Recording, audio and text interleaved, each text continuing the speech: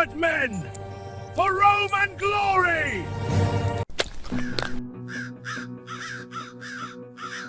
The Roman Empire was not always defended by glory, not always by triumphal marches or victorious legions returning home. By the 3rd century after Christ, Rome no longer expanded, it endured. Across thousands of miles, from the frozen forests of Germania to the deserts of Syria, the empire hardened its borders. And standing there in silence and dust were the Limitani. They were not conquerors, they were watchers. For centuries, Rome relied on heavy legions stationed deep within imperial territory, marching out to meet enemies in decisive battles.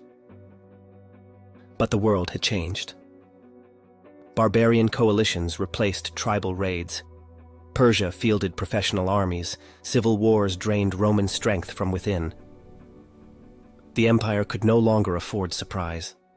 Under Diocletian and later Constantine, Rome reimagined war itself.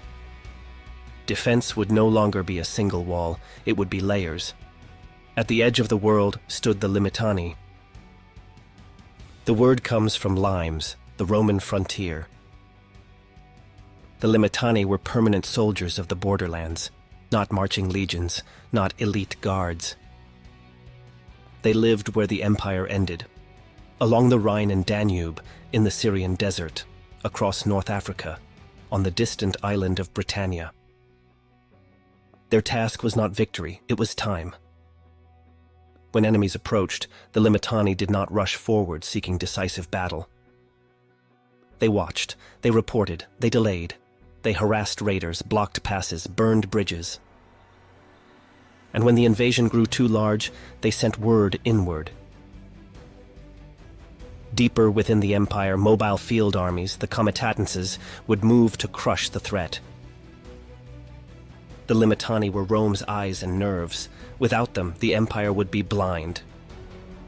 These were not soldiers who served 20 years and vanished into history. Many lived with their families. They farmed land near their forts. They raised children in the shadow of watchtowers. Service passed from father to son. Over time, the line between soldier and civilian blurred. The frontier was not just defended, it was inhabited. Writers like Ammianus Marcellinus looked down on them. He saw soldiers who drilled less, who fought smaller battles, who lived too close to civilian life. But this was misunderstanding. The Limitani were not weak. They were specialized. They were not meant to win wars. They were meant to prevent disasters. And for centuries, they did. In the Western Empire, something else failed first. Not courage. It was pay. As imperial authority collapsed, salaries stopped. Supply chains broke. Command vanished.